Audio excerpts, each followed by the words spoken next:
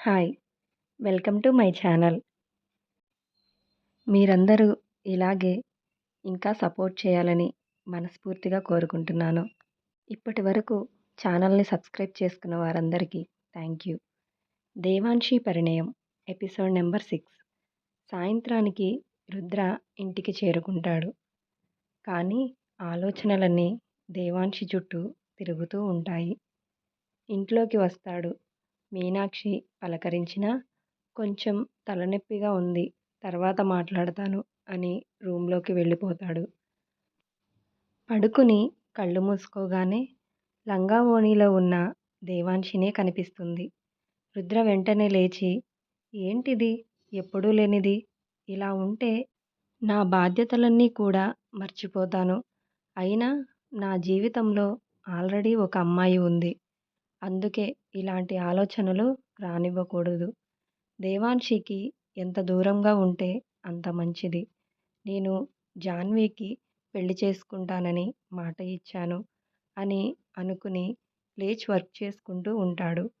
Shivani దేవాంశికి phone చేసి first day college విషయాలు మాట్లాడుతూ ఉంటుంది. ఈరోజు ఫస్ట్ డే కాలేజ్ నీకు ఎలా అనిపించింది దేవాంశి అని అడుగుతుంది. మార్నింగ్ జరిగింది తలుచుకుని సిగ్గుపడుతూ, ఈరోజు నేను చాలా హ్యాపీగా ఉన్నాను శివాని అని అంటుంది. అవునా? ఎందుకే అంత హ్యాపీ? ఏం జరిగింది? అని శివాని అడుగుతుంది. ఈరోజు మీ అన్నయ్య కళ్ళల్లో నా మీద ప్రేమను చూశాను అని జరిగినదంతా చెబుతుంది. అవునా? మా అన్నయ్య అలా ప్రవర్తించాడా? మరి అంత ఇష్టం ఉంటే డైరెక్ట్‌గా ఒప్పుకోవచ్చుగా అని శివాని అంటుంది. ఏంటి ఒప్పుకునేది? అంత చేసి చివరికి నువ్వు శివాని నాకు ఇద్దరూ ఒకటే, మీరు నా బాధ్యత అంటాడు అని దేవాంశి అంటుంది. ఇప్పుడేగా దూరమయ్యావు, నెమ్మదిగా తెలుసుకుంటాడులే అని శివాని అంటుంది. సరే ఇంక ఉంటాను. మళ్ళీ నేను రూమ్‌లో లేకపోతే మీ అన్నయ్య గంట క్లాస్ పీకుతాడు అని చెప్పి ఫోన్ పెట్టేస్తుంది. కాసేపు సత్యవతితో కబుర్లు చెప్పి రూమ్‌లోకి వెళ్ళిపోతుంది. నెక్స్ట్ డే కాలేజ్‌లో జాన్వి రుద్ర దగ్గరికి వచ్చి, ఏంటి నిన్న కాలేజ్‌కి రాలేదు? ఫోన్ చేసినా లిఫ్ట్ చేయట్లేదు. ఏమైంది? అని అడుగుతుంది. ఏమీ లేదు, కొంచెం పని ఉండి రాలేకపోయాను. అందుకే ఫోన్ లిఫ్ట్ చేయలేదు అని రుద్ర చెప్తాడు. రుద్ర, ఈ మధ్య నువ్వు నాతో సరిగ్గా మాట్లాడట్లేదు. నువ్వు కనుక నాకు దూరమైతే నేను తట్టుకోలేను, చచ్చిపోతాను అని జాన్వి బెదిరిస్తుంది. జాన్వి, చెప్పానుగా నేను పెళ్లి చేసుకుంటాను. కానీ మా ఫ్యామిలీని ఒప్పించడానికి కొంచెం టైం పడుతుందని అని రుద్ర అంటాడు. అందుకే నేను నిన్ను మీ ఇంటికి తీసుకువెళ్ళమంటున్నా. నన్ను చూస్తే మీ వాళ్ళు ఒప్పుకుంటారేమో, నా ప్రయత్నం నేను చేస్తాను అని జాన్వి అంటుంది. జాన్వి, నీకు చాలా సార్లు చెప్పాను.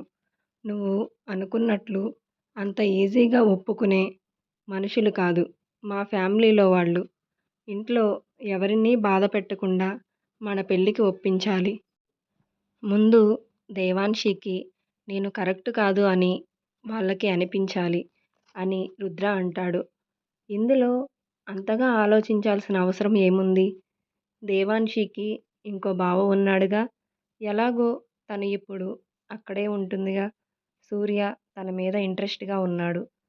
కాబట్టి వాళ్ళిద్దరికీ సెట్ చేస్తే అప్పుడు మన లైన్ క్లియర్ అని జాన్వి అంటే, జాన్వి ఇంకోసారి ఇలా మాట్లాడితే ఏం చేస్తానో నాకే తెలియదు.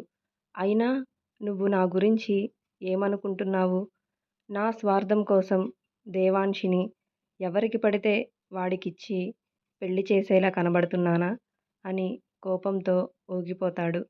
ఎందుకు రుద్ర అంత కోపం? నేను ఇప్పుడు తప్పుగా ఏం మాట్లాడాను? ఎప్పటికైనా ఎవరో ఒకరిని దేవాంశి పెళ్లి చేసుకోవాలిగా. సూర్యకి దేవాంశి అంటే ఇష్టం. అందుకే అలా అన్నాను. నువ్వే ఒకసారి ఆలోచించు. నేను అన్న దాంట్లో తప్పేముంది అని జాన్వి అంటుంది. రుద్ర కోపంతో అక్కడి నుంచి లేచి వెళ్ళిపోతాడు. ఏంటి వీడు ఎప్పుడు చూసినా దాని గురించి ఆలోచిస్తూ ఉంటాడు. దేవాంశి ఆలోచనలు రుద్రకి రాకుండా అడ్డుపుడుతున్నాను కాబట్టి ఇప్పటివరకు దేవాంశి మీద రుద్రకి ఉన్న ప్రేమ బయటపడలేదు. లేదంటే ఈ పాటికి వీరిద్దరికీ పెళ్ళి కూడా అయిపోయేది అని అనుకుంటుంది. రుద్ర జాన్వి మాటలు తలుచుకుంటూ నిజంగానే దేవాంశికి ఎవరో ఒకరిని ఇచ్చి పెళ్లి చేయాలి. కానీ జాన్వి చెప్పినట్లు ఎవరికి పడితే వాళ్ళకి దేవాంశినిచ్చి పెళ్లి చేయలేను. అయినా ముందు దేవాంశిని బాగా చదివించాలి. తర్వాత పెళ్లి గురించి ఆలోచిస్తాను అని అనుకుంటాడు.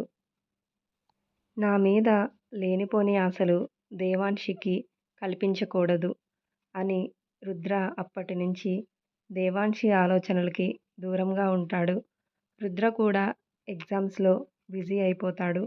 దేవాంశి కూడా ఇచ్చిన మాట ప్రకారం బాగా చదువుకుంటుంది. కాలేజీలో పద్ధతి గల అమ్మాయిలా పేరు తెచ్చుకుంటుంది. ఒకరోజు మీనాక్షి దేవాంశికి ఫోన్ చేసి, అమ్మా దేవాంశి, బావకి ఎగ్జామ్స్ అయిపోయాయి. మంచి రోజు చూసుకుని బావకి ఎండీగా బాధ్యతలు అప్పచెప్పాలి అనుకుంటున్నాము. నువ్వు కూడా రావాలి. అభిరామ్ వస్తాడు నిన్ను తీసుకురావడానికి అని చెప్తుంది. అలాగే అత్తయ్య, నాకు కూడా మిమ్మల్ని చూడాలనిపిస్తుంది అని దేవాంశి అంటుంది. అలాగే రుద్ర ఫోన్ చేసి కాలేజీలో మాట్లాడతాడు. నువ్వు కనీసం వారం రోజులైనా ఇక్కడ ఉండాలి అని మీనాక్షి ఆర్డర్ వేస్తుంది. నువ్వు ఆర్డర్ వేశాక కాదంటానా అత్తయ్య అని దేవాంశి అంటుంది. ఏంటి మీనాక్షి, దేవాంశి ఇక్కడికి వస్తున్నట్లు రుద్రకి చెప్పకూడదు. అందరం కలిసి రుద్రకి సర్ప్రైజ్ ఇద్దాము. కాలేజీకి నేను ఫోన్ చేసి మాట్లాడతాను. రుద్ర అడిగితే చెప్పాము కానీ వస్తుందో రాదో తెలియదు. కుదిరితే వస్తాను అంది అని చెప్పండి అని కార్తీక్ వర్మ అంటాడు. అయ్యో రామా, ఇలాంటి ఆలోచన నాకెందుకు రాలేదు? అలాగే అందరికీ ఈ విషయం చెప్తాను అని మీనాక్షి అంటుంది. ముహూర్తం పెట్టి డేట్ ఫిక్స్ చేస్తారు. అభిరామ్ దేవాంశిని తీసుకురావడానికి వెళ్తాడు. రుద్ర ఈ విషయం దేవాంశికి తెలిసిందో లేదో తను ఇక్కడికి వస్తుందా ఎలా తెలుసుకోవాలి? ఇప్పుడు నేను అడిగితే అందరూ నాతో ఆడుకుంటారు. చివరికి రుద్రకి దేవాంశి గురించి అడగక తప్పలేదు. శివాని, దేవాంశి ఇక్కడికి వస్తుందేమో, తనని ఎక్కువ రోజులు సెలవులు పెట్టొద్దని చెప్పండి. ఆ రోజు వచ్చి వెంటనే వెళ్ళిపోమనండి. క్లాసులు మిస్ అయితే సబ్జెక్ట్ అర్థం కాదు. ఇంతకీ తను ఎప్పుడు వస్తుంది? ఎవరు తీసుకొస్తున్నారు అని రుద్ర అడుగుతాడు. అన్నయ్య, వస్తుందో రాదో తెలియదు. అడిగితే కుదిరితే వస్తాను అని చెప్పింది. అవునా, సరే అయితే చదువుకో అని చెప్పి రూమ్కి వెళ్ళిపోతాడు. ఇదేంటి, కుదిరితే వస్తాను అనడం ఏంటి? ఎందుకు అలా చెప్పింది? ఒకసారి వస్తే ఇంట్లో వాళ్ళకి కూడా హ్యాపీగా ఉంటుంది. అభిరామ్ వెళ్ళిన రోజే వెంటనే దేవాంశిని తిరిగి తీసుకువస్తాడు. అలా ఆలోచిస్తూ ల్యాప్టాప్ ఓపెన్ చేసి దేవాంశిని చూస్తాడు. అక్కడ దేవాంశి కనిపించదు. ఎక్కడికి వెళ్ళింది? సర్లే, కాసేపు వెయిట్ చేసి చూస్తాను అని డిన్నర్ చేశాక పడుకునే ముందు మళ్ళీ చూస్తాడు. అప్పటికే టైం 11 అవుతుంది. రూమ్లో దేవాంశి లేకపోవడంతో ఏమైందో అని బయటికి వచ్చి, అమ్మా, దేవాంశి రూమ్లో లేదు. ఈ టైంలో తను ఎక్కడికి వెళ్తుంది? వెంటనే ఫోన్ చేసి కనుక్కో అని అంటాడు. ఒరేయ్, ఆగరా, దేవాంశి వాళ్ళ నాన్నమ్మతో కలిసి తెలిసిన వాళ్ళ పెళ్ళికి వెళ్ళిందంట. మాకు ఫోన్ చేసి చెప్పింది. నువ్వు కంగారు పడకు అని మీనాక్షి అంటుంది. అయినా ఈ టైంలో దేవాంశిని ఎందుకు చూడాలనిపించింది అని మీనాక్షి అడుగుతుంది. 9కి చూస్తే రూమ్లో కనిపించలేదు. అందుకే ఇప్పుడు చూశాను. ఆడపిల్ల కరెక్ట్ టైంకి ఇంటికి వస్తుందో లేదో చూసుకోవాలిగా అని చెప్పి రూమ్లోకి వెళ్ళిపోతాడు. అక్కడికి వెళ్ళిన తర్వాత కొత్త పరిచయాలు ఎక్కువయ్యాయి. ఇక్కడికి రావడం కుదరనంతగా బిజీ అయిపోయింది అని రుద్ర అనుకుంటాడు. మార్నింగ్ రుద్ర పని ఉండటంతో బయటికి వెళ్తాడు. రుద్ర వెళ్ళగానే దేవాన్షి ఇంటికి వస్తుంది. దేవాన్షిని చూడగానే అందరూ తెగ సంతోషపడిపోతారు. శివాని అయితే దేవాన్షిని హగ్ చేసుకుని ఏడ్చేస్తుంది. తనకి ఇష్టమైన వంటలన్నీ చేస్తారు. మీనాక్షి దేవాన్షికి దిష్టి తీసి లోపలికి తీసుకువస్తుంది. దేవాన్షి కాలేజీకి వెళ్ళినప్పటి నుంచి ఇంకా అందంగా కనిపిస్తుంది. ఎప్పుడు 2 జడలలో చూశాముగా, ఇప్పుడు నిన్ను ఇలా చూస్తుంటే పెద్దదానిలా ఉన్నావు అని మీనాక్షి అంటుంది. తనకి భోజనం కూడా మీనాక్షినే తినిపిస్తుంది. ఇంక చాలు వద్దని చెప్పినా వినదు. బావ ఇంట్లో లేడా అత్తయ్య అని అడుగుతుంది.